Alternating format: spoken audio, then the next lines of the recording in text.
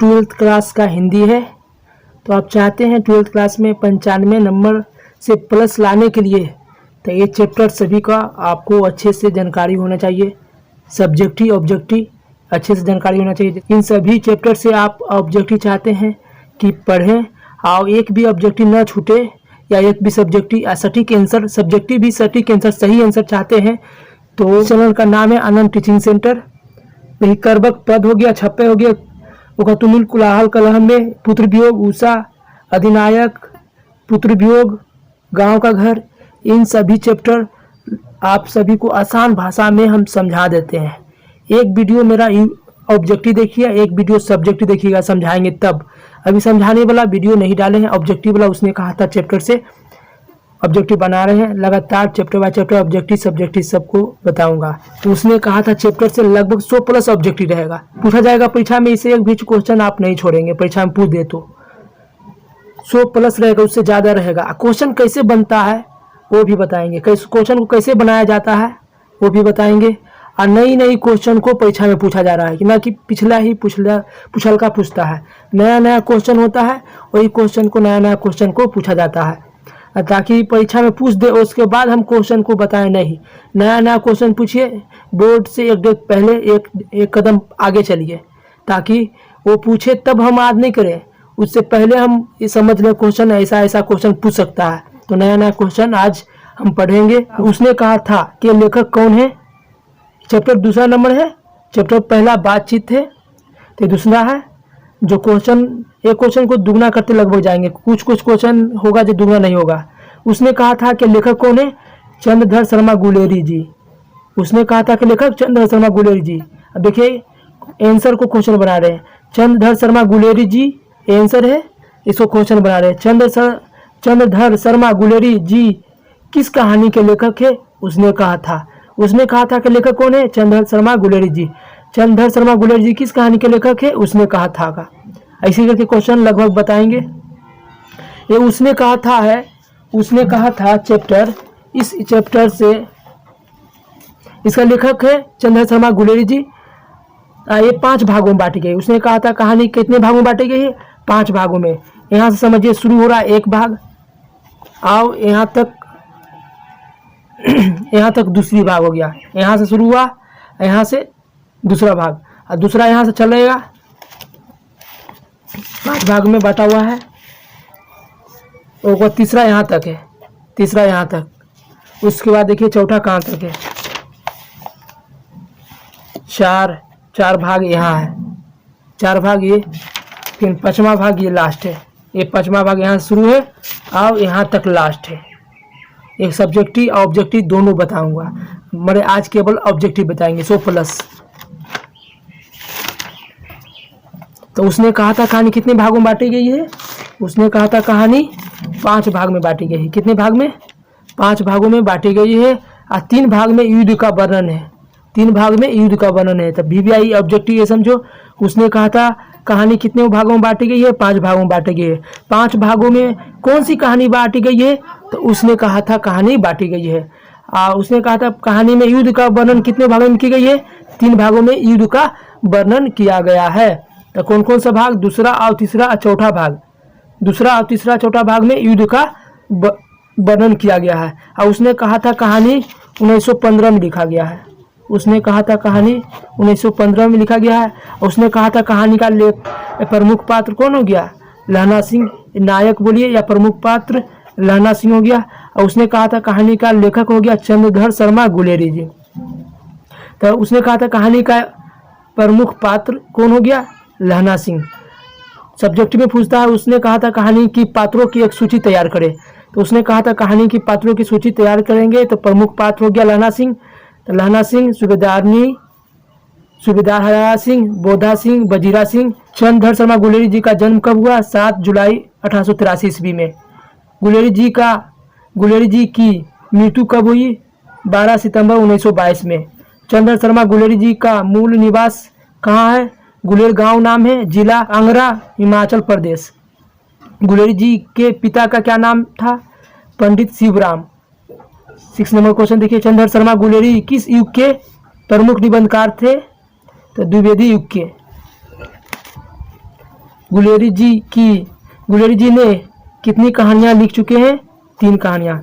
गुलेरी जी के केवल 3 कहानियाँ लिखी हुई है। प्रसिद्ध फिल्मकार बिमल राय ने किस कहानी पर फिल्म बनाया था?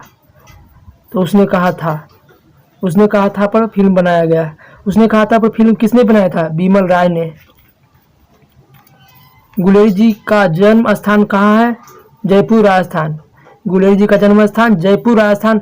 अब मूल निवास हो गया गुलेर गांव, जिला कांगड़ा, हिमाचल प्रदेश। ऐसे जन्म स्थान जयपुर राजस्थान हो गया। उसने कहा था कहानी कब प्रकाशित हुई थी? 1915 में। उसने कहा था कहानी कब प्रकाशित हुआ है? 1915 में, जो प्रथम विश्व युद्ध के दरमियान हुआ था। प्रथम विश्व युद्ध 1914 में हुआ था, उसके 1918 तक चला था, उसी समय लिखा गया था, ये उसने कहा था। और उसने कहा था कहानी का प्रमुख पात्र लहना सिंह है। वजीरा सिंह क्या था? पलटन का विदुषी कौन था? वजीरा सिंह। उसने कहा था क्या है? कहानी है। उसने कहा था क्या है? कहानी है। फिर क्वेश्चन पूछ देगा कहानी इनमें से कौन है? 3 को कविता रहेगा, 1 कहानी रहेगा। तो कहानी कौन है? उसने कहा था यह कैसी कहानी है? क्रम प्रधान। उसने कहा था कैसी कहानी है? क्रम प्रधान कहानी है, जो VVI क्वेश्चन है। उसने यह कैसी कहानी है? उसने कहा था कैसी कहानी है? क्रम प्रधान कहानी है। उसने कहा था कहानी कितने भागों में बांटी गई है? 5 भागों में बांटी गई है। उसने कहा था कितने भागों में कहानी बांटी गई है? तो 5 भागों में बांटी गई है। 14 नंबर तक क्वेश्चन देख लिए। 15 नंबर क्वेश्चन देखिए। कहानी के कितने भागों में युद्ध का वर्णन किया गया है? 3 भागों में। कहानी के कितने भागों में युद्ध का वर्णन किया गया है? 3 भागों में।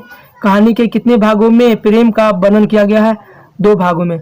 3 भागों में युद्ध का वर्णन किया गया, दूसरा, तीसरा, चौथा। पहला और 5वां में लहना सिंह और सूबेदारनी नामक युवती से लहना सिंह प्रेम करता, उसके बारे में वर्णन किया गया है 2 भाग में। कहानी के कितने भागों में युद्ध प्रेम का वर्णन किया गया है? 2 भागों में। पहला और 5वां भाग में प्रेम का वर्णन किया गया है, और दूसरा, तीसरा और चौथा भाग में युद्ध का दृश्य देखने को मिलता है। यह कहानी कब प्रकाशित हुई है? प्रथम विश्व युद्ध के दरमियान। प्रथम विश्व युद्ध के दरमियान मतलब प्रथम विश्व युद्ध चल रहा उस समय ये कहानी प्रकाशित हुई थी। कौन सी कहानी? उसने कहा था कहानी कहाँ की है? अमृतसर की। उसने कहा था कहानी कहाँ की है? अमृतसर की। इस कहानी का प्रमुख पात्र कौन हो गया? लहना सिंह। लहना सिंह किस कहानी का प्रमुख पात्र है? उसने कहा था कहानी का प्रमुख पात्र कौन हो गया? लहना सिंह। अमृतसर की कौन सी कहानी है? उसने कहा था कहाँ की कहानी है? अमृतसर की। लहना सिंह किस कहानी का प्रमुख पात्र है? उसने कहा था कि प्रमुख पात्र कौन है? लहना सिंह। लहना सिंह किस उम्र के थे जब सूबेदारनी से मिले थे? तो 12 वर्ष की उम्र में। वो मामा के यहाँ गए थे, नानी घर गए थे, तब सूबेदारनी से मुलाकात होता है लहना सिंह को। सूबेदारनी किस उम्र की थी जब वह लहना सिंह से मिली थी? तो 8 वर्ष का। लहना सिंह किस गांव के थे? मांझे गांव का। ये 2021 में पूछ चुका है। लहना सिंह किस गांव के थे? तो मांझे के। मांझे गांव नाम था। सूबेदारनी किस गांव की थी? मंगरे। सूबेदारनी किस गांव की थी? तो मंगरे गांव का। लहना सिंह ये पूछा मंगरे गांव का कौन रहने वाली है? सूबेदारनी। या मांझे गांव का कौन रहने वाली है? लहना सिंह। उसने कहा था कहानी में किसके 8 वर्ष का जिक्र किया गया है? तो सूबेदारनी का। उसने कहा था कहानी में किसके 12 वर्ष का उम्र का जिक्र किया गया है? लहना सिंह का। लहना सिंह किससे सच्चा प्रेम करता था? सूबेदारनी से। लहना सिंह किससे सच्चा प्रेम करता था? सूबेदारनी से। सूबेदारनी से सच्चा प्रेम कौन करता था? लहना सिंह। लहना सिंह सूबेदारनी से क्या प्रश्न करता था? तेरी कुर्माई हो गई है। लहना सिंह सूबेदारनी से क्या प्रश्न किया करता था? तो तेरी कुर्माई हो गई है। तेरी कुर्माई हो गई है लहना सिंह किससे प्रश्न करता था? तो सूबेदारनी से। सूबेदारनी से कौन प्रश्न करता था कि तेरी कुर्माई हो गई है? लहना सिंह। इससे 3 क्वेश्चन इसमें बन रहा है। लहना सिंह के मामा का घर कहाँ था? गुरु बाजार में। और कहाँ? अमृतसर में रहते थे। और अमृतसर के गुरु बाजार में। लहना सिंह के मामा कहाँ रहते थे? गुरु बाजार में। लहना सिंह वैष्णव से टकराने के बाद किसकी उपाधि पाई? लहना सिंह ने वैष्णव से टकराने के बाद अंधे की उपाधि पाई। सिख जाति के लोग होते हैं वो तंबाकू नशा नहीं करते हैं। निमोनिया से मरने वालों को क्या नहीं मिला करते थे मुरब्बे, जाड़ा क्या है, मौत। ये सब पूरी कहानी से है ऑब्जेक्टिव। मुरब्बे का क्या अर्थ होता है वो भी ऑब्जेक्टिव बना हुआ है। एक एक अकालियाँ सीख कितने के बराबर होते हैं, 1.25 लाख। मतलब एक सीख होते हैं वो कितने के बराबर होते हैं, तो 1.25 लाख के बराबर होते हैं। जैसे आप एक डायलॉग सुने होंगे कि एक बिहारी सुपर भारी, तो उसी प्रकार से यहाँ पर ही एक डायलॉग की तरह है, एक एक अकालियाँ सिख कितने के बराबर होते हैं, 1.25 लाख के। युद्ध के दौरान सिखों में कितने के प्राण गए।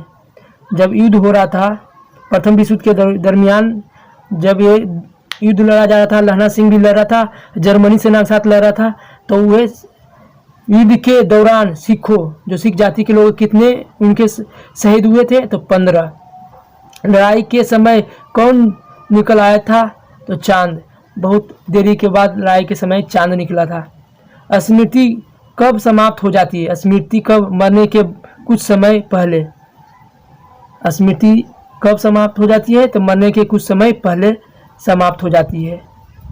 35 नंबर क्वेश्चन देखिए, लहना सिंह कितने नंबर राइफल में जमादार के पद पर थे, 77 नंबर, 77। 36 नंबर देखिए, सूबेदारनी ने लहना सिंह से क्या भिक्षा मांगी थी, अपने पति एवं पुत्र की रक्षा के लिए आंचल पसार कर सूबेदारनी ने लहना सिंह से भिक्षा मांगती है। रोती रोती सूबेदारनी कहाँ चली गई, ओबरी में। तो रोता हुआ, निराश होकर, दुखी होकर सूबेदारनी ने अपने पति एवं पुत्र की रक्षा के लिए भीख मांगता है लहना सिंह से। लहना सिंह के सामने आंचल पसार करके, मेरे पति एवं पुत्र की रक्षा करना, बॉर्डर पर जा रहे हैं आप। मतलब तीनों बॉर्डर पर रहते थे, लहना सिंह, सूबेदारनी और बोधा सिंह। तो यही सूबेदारनी बोले मेरे पति एवं पुत्र की रक्षा कीजिएगा, तो वही आंचल पसार कर भीख मांगती है अपने पति एवं पुत्र की रक्षा के लिए। कौन, तो सूबेदारनी। किससे मांगती है, तो लहना सिंह से। तो रोती रोती सूबेदारनी कहाँ चली जाती है उस समय, ओबरी में, मतलब अपने आंगन में चला जाती है। लहना सिंह किस पद पर थे, जमींदार के पद पर। फौज में थे तो वो किस पद पर थे, तो जमींदार के पद पर थे। उसका राइफल नंबर कितना था, तो 77 नंबर था। सूबेदारनी के पति का क्या नाम था, सूबेदार हजारा सिंह। सूबेदारनी का पति का क्या नाम था, सूबेदार हजारा सिंह। लहना सिंह का विवाह इस कहानी में नहीं हुआ। लहना सिंह सच्चा प्रेम करता है, लेकिन सूबेदारनी से विवाह नहीं होने के कारण लहना सिंह किसी से विवाह नहीं करता है। तो सूबेदारनी को विवाह होता है सूबेदार हजारा सिंह से। सूबेदारनी के बेटे का क्या नाम था, बोधा सिंह। या वजीरा या सूबेदार हजारा सिंह का बेटा का क्या नाम था, बोधा सिंह। बोधा सिंह का माँ का क्या नाम है, सूबेदारनी। बोधा सिंह का पिता का क्या नाम है, सूबेदार हजारा सिंह। सूबेदार हजारा सिंह का पत्नी के नाम सूबेदारनी। सूबेदारनी का पति का नाम सूबेदार हजारा सिंह। आगे क्वेश्चन देखिए, 41 नंबर क्वेश्चन, बार बार प्रश्न पूछने पर भी लहना सिंह को क्या जवाब मिलता था। बार बार प्रश्न पूछा जाता था सूबेदारनी से, तो सूबेदारनी ने लहना सिंह से बार बार लहना सिंह ने पूछता था सूबेदारनी से, तो सूबेदारनी ने जवाब देता था धत धत करती हुई लजाकर शर्माकर चली जाती थी। तो बार बार प्रश्न पूछने पर भी लहना सिंह को क्या जवाब मिला था, धत। 42 नंबर क्वेश्चन देखिए, लहना सिंह और सूबेदारनी कितने वर्ष बाद मिले। तो लहना सिंह एवं सूबेदारनी कितने वर्ष बाद मिलता है, जब बचपन में 12 वर्ष का उम्र था और सूबेदारनी का 8 वर्ष का, लहना सिंह का 12 वर्ष का। दोनों अपने नानी घर अमृतसर बाजार घूमने के लिए आता है तो मिलता है। उसके बाद सूबेदारनी का कुरमाई हो जाता है, तो उस समय से बिछड़ा हुआ एक के बार 25 वर्ष बाद मिलता है लहना सिंह सूबेदारनी से। तो लहना सिंह और सूबेदारनी कितने वर्ष बाद मिलता है या पश्चात मिलता है, तो 25 वर्ष बाद मिलता है। उसने कहा था, कहानी में एक शायरी की तरह बोला गया है, तुम मेरे राजा हो, तुम मेरे मुल्क को बचाने आए हो। ये किसने कहा था, फिरंगी मैम ने। तुम मेरे राजा हो, तुम मेरे मुल्क को बचाने आए हो, ये किसने कहा था, तो फिरंगी मैम ने। फिरंगी मैम ने क्या कहा था, तुम मेरे राजा हो, तुम मेरे मुल्क को बचाने आए हो। ये किसकी आवाज़ थी, तो फिरंगी मैम का। किस जाति के लोग नशा नहीं करते थे, सिख जाति के लोग। सिख जाति के लोग नशा नहीं करते हैं, तंबाकू आदि नहीं पीते हैं। 45 नंबर देखिए, कौन दूर की सोचते हैं? बड़े अफसर लोग सोचते हैं दूर की। 47 नंबर देखिए, 46 नंबर सही क्वेश्चन नहीं बना हुआ है। उसने कहा था कहानी में किसके साथ युद्ध का वर्णन किया गया है? जर्मनी सेना के साथ। तो भारतीय सिपाहियों को किसके साथ लड़ाई हो रहा था? जर्मनी सेना के साथ। लहना सिंह किससे लड़ रहा था? कौन सिपाहियों से? तो जर्मनी सेना से। लहना सिंह किसको मार गिराया? तो जर्मनी सेना को। जर्मनी सेना को किसने मार गिराया? तो लहना सिंह। क्वेश्चन बहुत बनता है। लहना सिंह को कितने दिनों की छुट्टी मिलती है? 7 दिनों की। 28 नंबर क्वेश्चन हो गया। जर्मनी सेना को किसने मार गिराया? लहना सिंह ने। लहना सिंह ने किसको मार गिराया? जर्मनी सेना को। 50 नंबर क्वेश्चन देखिए, लहना सिंह की मृत्यु किसके गोद में होती है? तो वजीरा सिंह के। बहुत गोली लग जाता है लहना सिंह को, तो लहना सिंह का मृत्यु वजीरा सिंह के गोद में होता है। सूबेदारनी दही किस के लिए बाजार से लाने जाती है? अपने मामा के लिए और केस में लगाने के लिए। सूबेदारनी बाजार से क्या लाती है? दही लेने के लिए आती है। और सुबह लहना सिंह बाजार में क्या लेने के लिए आता है? तो बड़ियाँ लेने आता है। उसने कहा था कहानी में फल और दूध की वर्षा कौन कर देता है? तो फिरंगी मैम ने। फिरंगी मैम ने फल और दूध की वर्षा करता है सब सेना के लिए। और मीट मछली भी फल और दूध की वर्षा कर देता है फिरंगी मैम ने, ताकि मेरा सेना मजबूत रहे। तो वही कही थी शायरी की तरह, तुम मेरे राजा हो, तो मेरे मुल्क के लिए तुम राजा हो, तुम मेरे मुल्क को बचाने आए हो। ये किसने कहती थी? फिरंगी मैम ने।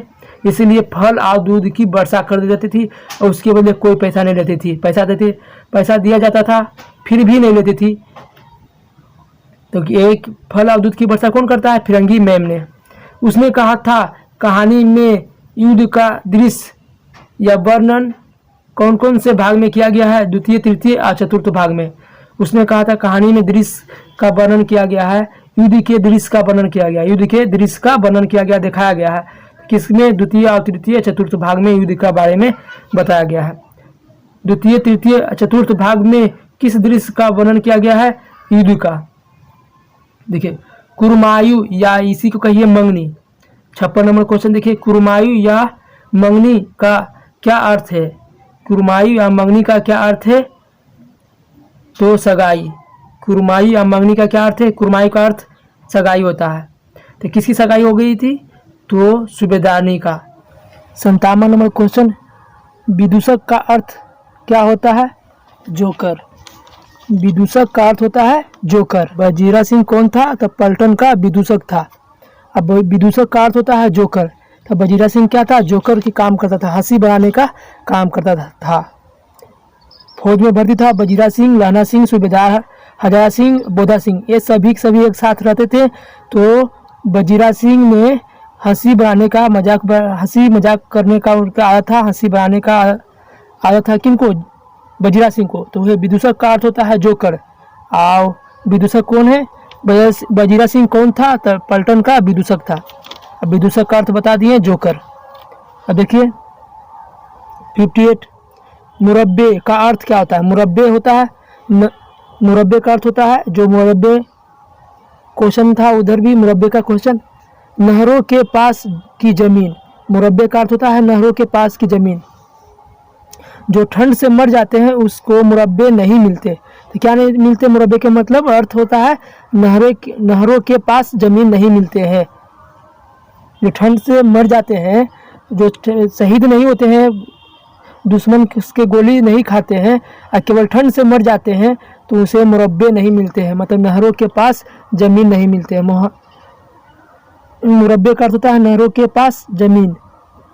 आगे देखिए, गुलेरी जी की रचना कौन सी है? या चंद्रधर शर्मा गुलेरी जी की प्रमुख रचना कौन कौन सी है? तो सुख में जीवन, दूध का कांटा, उसने कहा था, ये किनकी रचना है? तो गुलेरी जी का। ये क्वेश्चन भी अलग अलग से पूछ सकता है। सुख में जीवन किनकी रचना है? तो गुलेरी जी का। या दूध का कांटा किसकी रचना है? गुलेरी जी का। उसने कहा था किसकी रचना है? गुलेरी जी का। गुलेरी जी का पूरा नाम क्या है? चंद्रधर शर्मा गुलेरी जी। देखिए, गुलेरी जी का पूरा नाम क्या था? चंद्रधर शर्मा गुलेरी जी, शॉर्ट नेम गुलेरी जी। तब बुद्ध का कांटा लिखा हुआ है किनका? गुलेरी जी का। सुखमय जीवन गुलेरी जी का, उसने कहा था गुलेरी जी का। गुलेरी जी ने 3 कहानियाँ लिखी थी, यही तीनों कहानियाँ हैं। उसने कहा था कहानी की क्या विशेषता है? ये VVI क्वेश्चन है। उसने कहा था कहानी की क्या विशेषता है? देखिए ABCD करके दिया हुआ है, डी में उपयुक्त सभी होता है। दिव्य प्रेम कहानी का मतलब प्रेम से जुड़ा हुआ ही कहानी है। युद्ध प्रधान कहानी है, युद्ध से भी जुड़ा हुआ है। प्रेम पर बलिदान की कहानी, प्रेम पर बलिदान भी दे देते हैं। इनमें से सभी होगा, डी उपयुक्त तीनों होगा, सभी होगा। तो ये क्वेश्चन VVI। उसने कहा था कहानी की क्या विशेषता है? तो उपयुक्त सभी है, जो क्वेश्चन VVI है। हिंदी साहित्य की प्रथम प्रेम कहानी कौन सी मानी जाती है? उसने कहा था कहानी किस पत्रिका में छपी थी? सरस्वती पुस्तिका में छपी थी 1915 में। कीरत सिंह कौन था? लाना सिंह का भतीजा है। अगला नंबर क्वेश्चन देखिए 65 नंबर। किसी भी कहानी को महान कौन बनाता है? किसी भी कहानी को महान कौन बनाता है? कहानी का उद्देश्य। कहानी का उद्देश्य क्या है? वही कहानी का महान बनाता है। किसी भी कहानी को महान कौन बनाता है? कहानी का उद्देश्य। भारतीय सैनिक किस देश की ओर से लड़ाई में शामिल हुए थे? इंग्लैंड। सूबेदारनी का पति किस पद पर थे? सूबेदार के पद पर। जमींदार के पद पर कौन रहते हैं? लाना सिंह। जमींदार के पद पर कौन रहते हैं? तो लाना सिंह। लाना सिंह किस पद पर रहते हैं? तो जमींदार के पद पर रहते हैं। और सूबेदारनी का पति किस पद पर रहते हैं? तो सूबेदार के पद पर। हजारा सिंह किस पद पर रहते हैं? सूबेदार के पद पर। 69 देखिए जर्मनी लेफ्टिनेंट को किसने मार गिराया? लाना सिंह ने। लाना सिंह ने किसको मार गिराया? जर्मनी लेफ्टिनेंट को। जर्मनी सेना को किसने मार गिराया? लाना सिंह ने। लाना सिंह ने किसको मार गिराया? जर्मनी सेना को। 70 नंबर क्वेश्चन। सरकार ने सूबेदार को जमीन कहाँ दी थी? लायलपुर में। सरकार ने सूबेदार को जमीन कहाँ दी है? लायलपुर में। उसने कहा था किस प्रकार की कहानी है? कर्म प्रधान। ये क्वेश्चन VVI है। 71। उसने कहा था किस प्रकार की कहानी है? कर्म प्रधान। 72 नंबर देखिए बचपन में लाना सिंह सूबेदारनी से बार बार कौन सा प्रश्न करता था? तेरी कुरमाई हो गई है। बचपन में लाना सिंह सूबेदारनी से बार बार कौन सा प्रश्न करता था? तेरी कुरमाई हो गई है। और कुरमाई का अर्थ बताए थे सगाई। कुरमाई का अर्थ क्या होता है? सगाई। तेरी कुरमाई हो गई, ये किस कहानी में चर्चा की गई है? उसने कहा था। 73 नंबर क्वेश्चन को देखिए। लेफ्टिनेंट साहब सूबेदार को कितने आदमी खंदक में छोड़कर जाने को कहता है? 10 आदमी। लाना सिंह का ननिहाल कहाँ था? अमृतसर। और गुरु बाजार में। गुरु बाजार में किसका नानी घर है? लाना सिंह का। उसके मामा रहते थे गुरु बाजार में। अमृतसर हो गया। देखिए सूबेदारनी ने अपने पति एवं पुत्र की रक्षा के लिए किससे कहा? लाना सिंह को। लाना सिंह को किसने कहा था कि मेरे पति एवं पुत्र की रक्षा करना? लाना सिंह को किसने कहा था कि मेरे पति एवं पुत्र की रक्षा करना? सूबेदारनी ने। सूबेदारनी ने किससे के सामने आंचल पसार कर अपनी पत्नी एवं पुत्र की रक्षा के लिए भीख मांगता है? तो लाना सिंह से। उसने कहा था कहानी का नायक कौन है या प्रमुख पात्र कौन है? लाना सिंह। लाना सिंह किस कहानी का प्रमुख पात्र है? उसने कहा था का। पलटन का विदूषक कौन था? वजीरा सिंह। पलटन का विदूषक कौन था? वजीरा सिंह। अब विदूषक का अर्थ होता है क्या? जोकर। बिना फेरे घोड़ा बिगड़ता है और बिना लड़े सिपाही। यह पंक्ति किस कहानी का है? उसने कहा था। देखिए 79। चंद्रधर शर्मा गुलेरी जी किस सदी के प्रमुख लेखक थे? 20वीं सदी के। सिख राइफल के जमींदार लाना सिंह का नंबर क्या था? 77।